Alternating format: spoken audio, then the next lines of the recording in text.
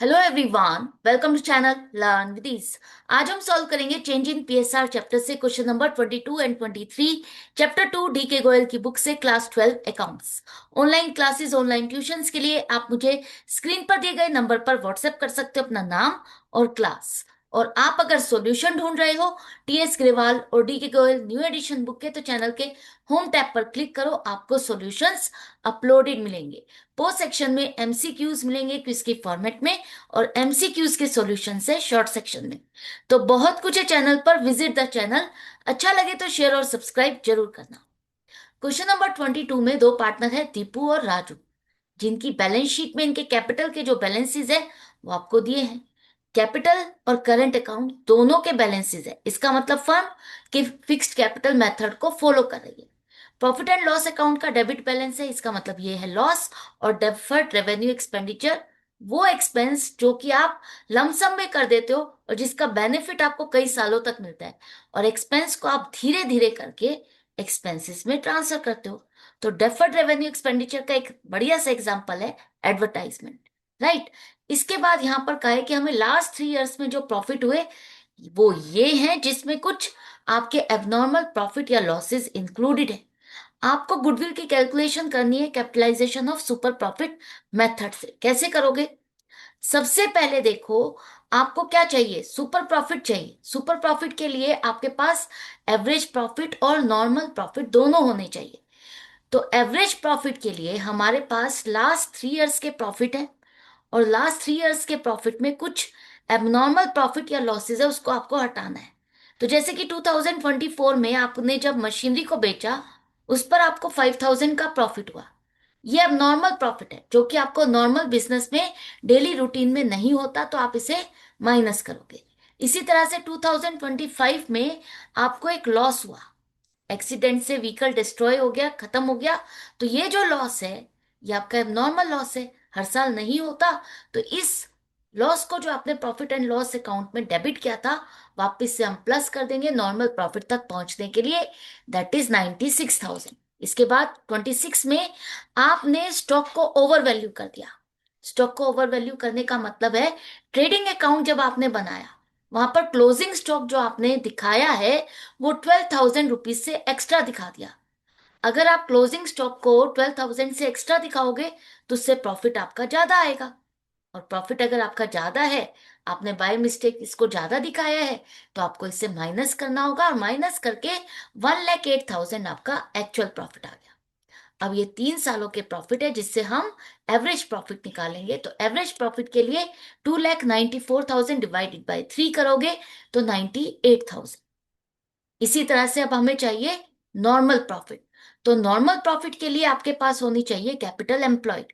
Capital employed में आप दोनों पार्टनर की कैपिटल, दूसरा आप करंट अकाउंट के बैलेंसेस भी प्लस करोगे।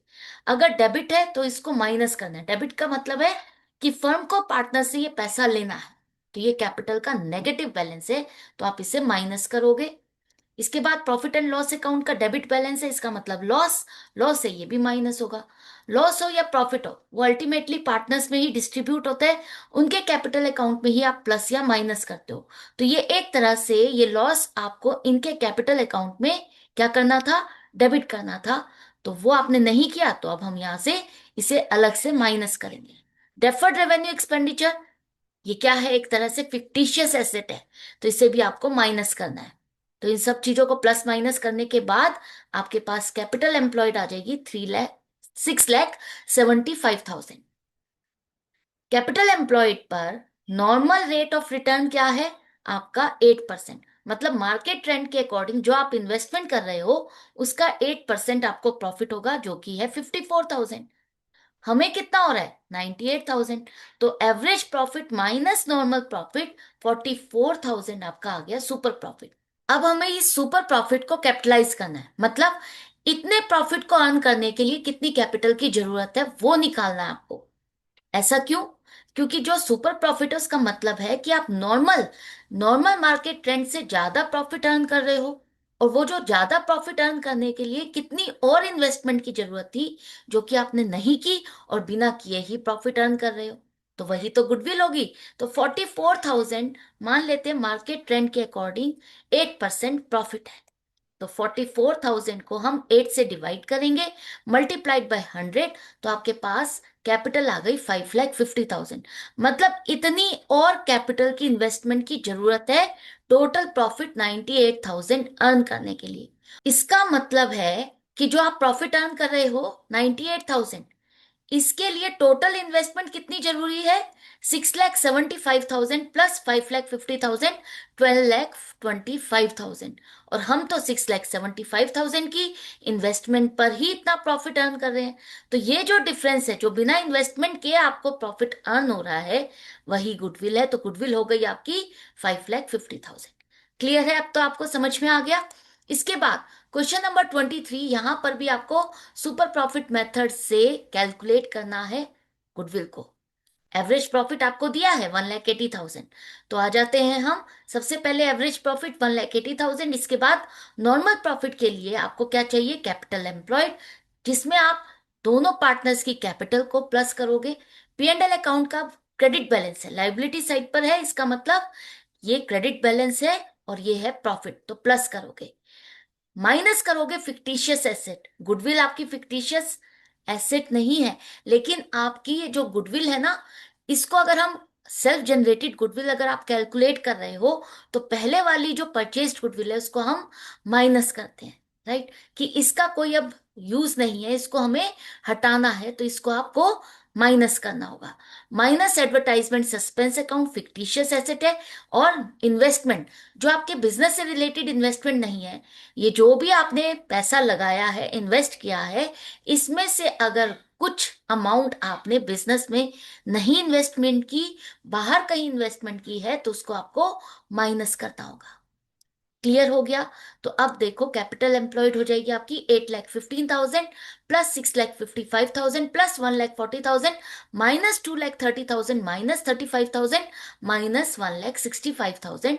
तो टोटल कैपिटल एम्प्लॉयड हो गई 11,80,000, जिस पर नॉर्मल रेट ऑफ रिटर्न के हिसाब से हमारा प्रॉफिट होना चाहिए 1,18,000। हम कितना अर्न कर रहे हैं? 1,80,000। तो जो डिफरेंस है वो क्या होगा? 62,000 आपका सुपर प्रॉफिट। अब इस 62,000 के प्रॉफिट को अर्न करने के लिए कितनी और इन्वेस्टमेंट की जरूरत है, जो कि हमने नहीं की, वही हमारी गुडविल होगी। तो इसको कैपिटल में कन्वर्ट करने के लिए क्या करेंगे? Super profit divided by normal rate of return. आप मान के चल रहे हो कि नॉर्मल मार्केट के अकॉर्डिंग अगर इतना प्रॉफिट है, जो कि 10% के बराबर है, तो इसकी कैपिटल क्या हो जाएगी? 6,20,000। तो 6,20,000 ये वो गुडविल है जो आप अर्न कर रहे हो।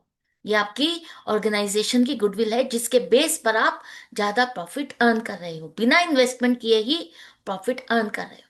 तो ये दोनों क्वेश्चन आई होप आपको अच्छे से समझ में आ गए। तो इसी तरह से आपको कनेक्टेड रहना है, सीखते रहना है, समझते रहना है।